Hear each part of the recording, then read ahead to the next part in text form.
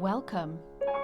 Please take a seat and enjoy a cup of terror with me, Stephanie Valentine. Hello, friends. Hello. Ooh, yay. I'm so excited about this new series that I'm doing. It is called Cup of Terror. And, well, basically, this came about because, okay, first of all, if you know me, you will probably know that I am very interested in true crime. Have been for a very long time, since I was quite young, really. And I've always wanted to do some sort of YouTube channel or videos about true crime, but there are already some amazing people doing videos on YouTube, and I was like, it didn't feel right. It was like, I just didn't know what I could add to it, really. And another big interest of mine is the paranormal, the occult, anything a little mysterious and spooky. So it only really came to me quite recently, why don't I merge the two? So true crime involving anything a little spooky, involving the occult, things like that.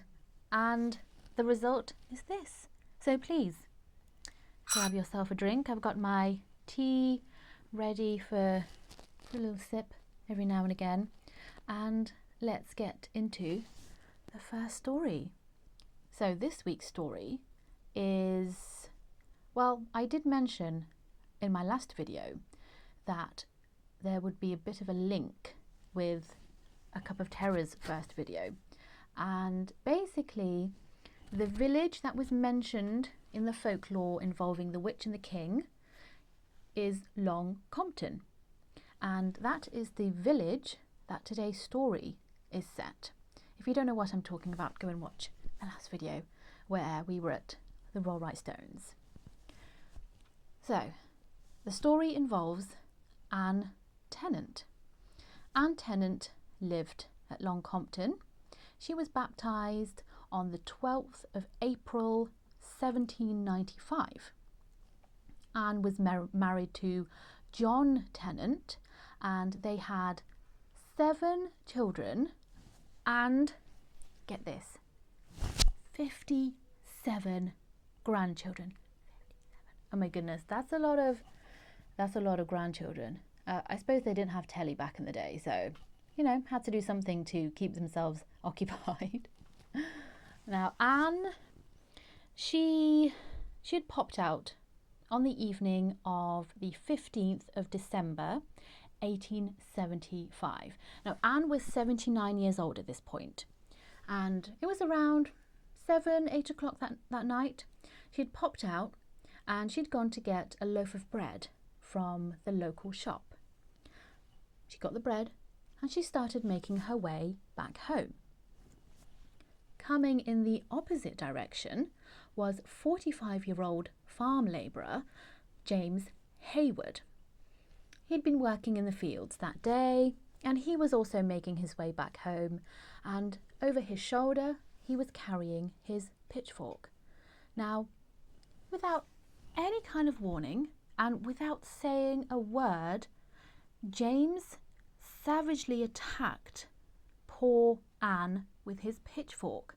He stabbed her in the head, and then he continued stabbing her all over her legs and her body, knocking her down.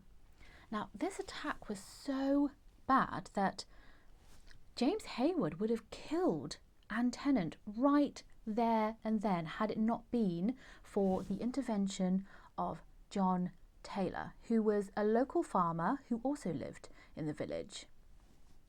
Now, John was just out in his fields, and he heard Anne screaming, so he quickly ran to see what was going on, and there he saw Anne on the floor, bleeding really badly, and James stood above her, ready to hit her once more with his pitchfork.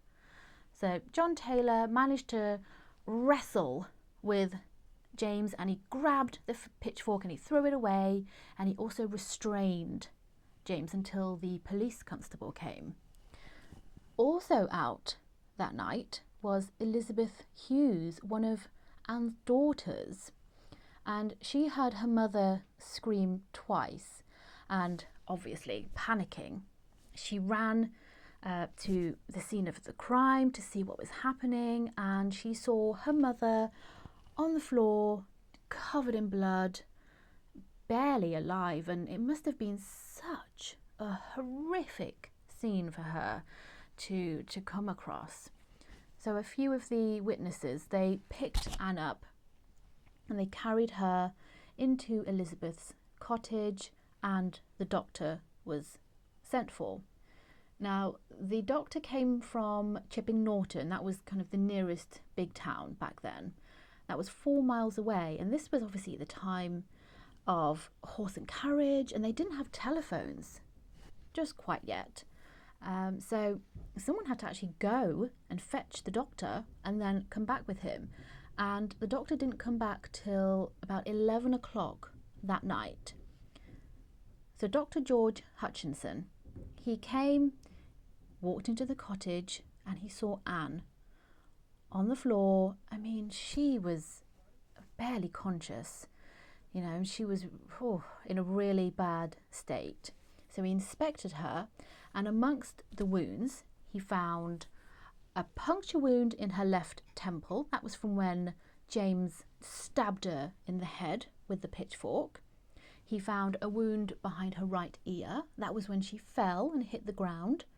He found 2 puncture wounds on her right leg below the knee, and then 3 puncture wounds on her left leg.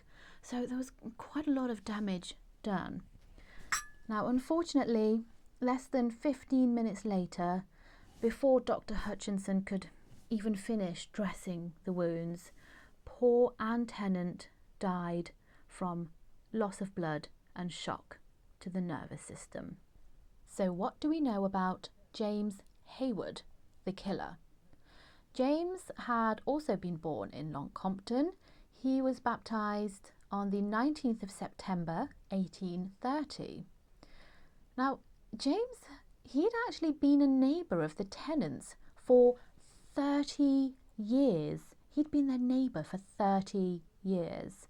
I mean, to know someone for that long and still do something like this is quite awful, really. Now, at one of the trials, a Stratford Herald reporter, they actually gave this description of James Hayward.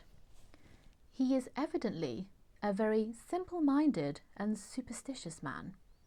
He is about 5'4" tall, with a low receding forehead and a rather idiotic expression of countenance, his awkwardness being increased by his great deafness.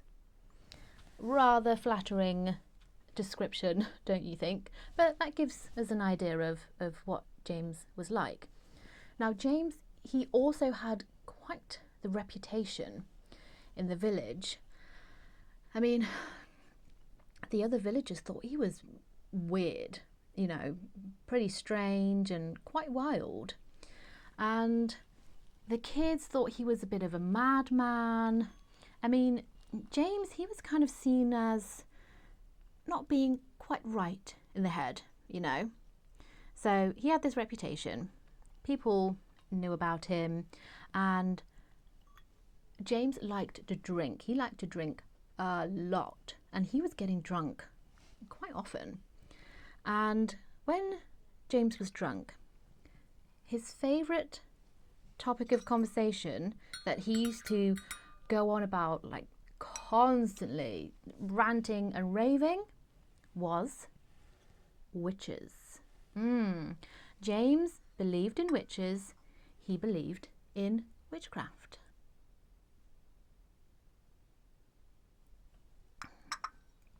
Oh, that's a nice cup of tea. Hope you're enjoying your drink as well, whatever you've decided to bring along. So James believes in witches, gets drunk going on and on about witches in the village. I mean, most people didn't really take much notice of him, you know. There were a few, though, that had similar beliefs, but we'll get onto that later. And another one of James's favourite hobbies, it seems, was to frequently accuse many of the elderly women in the village of being witches. He just loved going around and going, she's a witch. Loved that, apparently. Now, it's not a surprise that James was very religious, and his parents were also very religious, and they also believed in witches and witchcraft. And they'd actually brought James up to believe that if anything ever went wrong in his life, if he had some sort of bad luck and things didn't go his way, it wasn't just a case of, oh, I don't know, life just happening to you. It was the fault of those darned witches. Down to them. They were the reason that any sort of bad thing happened to him. So that was the sort of life he had, and the sort of upbringing he had.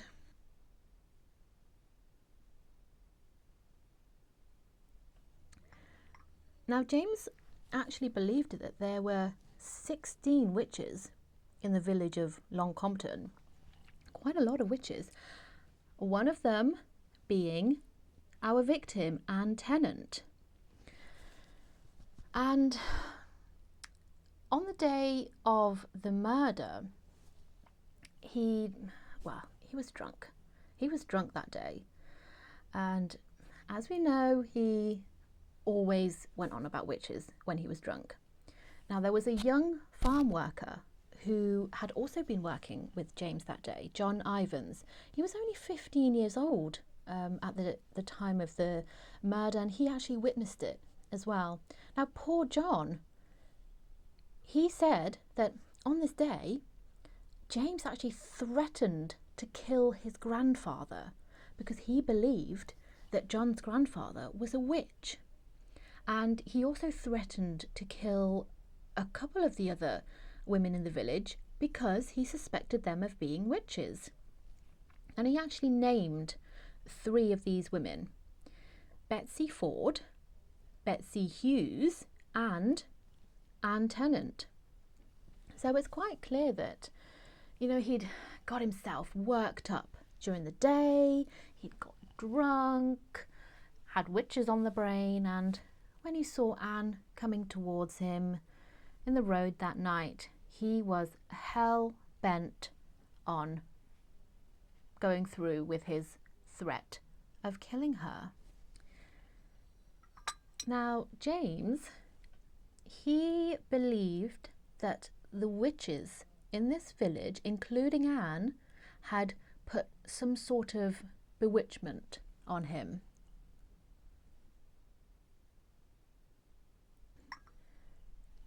And this enchantment that they'd placed upon James was that it made it impossible for him to work. So he'd been out in the fields and just couldn't get anything done. Wasn't a very productive day, basically. And he believed that it was some sort of spell that these witches had cast on him to make it hard for him to work. Not that, I don't know, he was having some sort of off day. You know, those days that we all have, you just try to concentrate. Nothing happens. You don't get any work done. So unproductive. And maybe he was just having one of those days. Or maybe he was a lazy bugger. Who knows? But he believed that these witches had cursed him so that he couldn't get any kind of work done. And he needed to get rid of this enchantment. And back then they believed that if you stabbed a suspected witch and she bled, it would lessen the enchantment. So that's what he was aiming to do, you know, get rid of this spell, this curse that was on him. Now, an inquest was held 2 days later at the Red Lion Inn at Long Compton, Now this pub is actually still there. You can go and you can drink and eat and stay there if you want. It does look very nice. The coroner's jury came back with a verdict of willful murder. So James was taken to Warwick Assizes for his trial. Now, even though it was very obvious that James Hayward had done it, he admitted it, and there were multiple witnesses. Even with all of this evidence, the jury gave a verdict of not guilty by reason of insanity. So James Hayward was taken to Broadmoor Criminal Lunatic Asylum, where he lived out the rest of his life there until his death on the 23rd of June 1890. He was 59 years old. Now, James, he claimed that he didn't actually intend to hurt anybody. He claimed that he just wanted to hurt her. He just wanted to draw some blood. And he had no intentions of killing her. He said he was sorry that he killed her, but he claimed, nope, I didn't actually intend to kill her, and I'm sorry about that. But at the same time, kind of looking into it, it almost seemed like he wasn't that sorry. He had to get rid of these enchantments, these spells that had been cast on him, and the fact that he believed that she was a witch, it was almost as if he kind of thought that she deserved it, like, oh, she was a witch and I need to get rid of these curses and these enchantments, so yeah, whatever kind of thing. I mean, you just have to look at his delusions, his kind of superstitious beliefs, his obsession with these women. The threats that he made, he didn't threaten to just scare them or even just to hurt them. He threatened to kill them. So in that respect, I personally believe that yes, he did intend to kill her, to kill Anne when he attacked her that night. Now, I'm not saying that makes him an evil person, far from it. I mean, with James Hayward, in this case, you have to look at the times that he grew up in, mid-19th century, Victorian England. You have to look at where he grew up, Long Compton, which, by the way, in the 19th century, it had quite the reputation for witchcraft, very associated with witches and witchcraft. And Long Compton, it would have been a very rural village, quite isolated, so he wouldn't have had any kind of experience with different sorts of people, people from other walks of life. He was a very religious person, so we have to take that into account. His parents' influences on him, his own mental state. It's really sad that they all played a part in this senseless tragedy happening. And what's even sadder, I think, is that James, he wasn't the only person who believed this. Belief in witchcraft and witches was very prevalent back then. I mean, I read that up to a third of the villagers in Long Compton actually believed in witches and witchcraft. Thankfully, the majority of them, even though they believed it, they didn't act out on any of their fear or their superstitions about witches. But it was very, very common, and there were a lot of people who were regularly accused of being witches. They were kind of known as the village witches. And what do these people have in common? The vast majority of them were elderly women, and many of them were widows. So apparently being a woman, aging, which happens naturally, it happens to men as well, and losing your husband, That's it. That automatically qualifies you to be a witch. You know, but lots of people believed in this. And it's really sad. You know, poor Anne, completely innocent, did absolutely nothing wrong.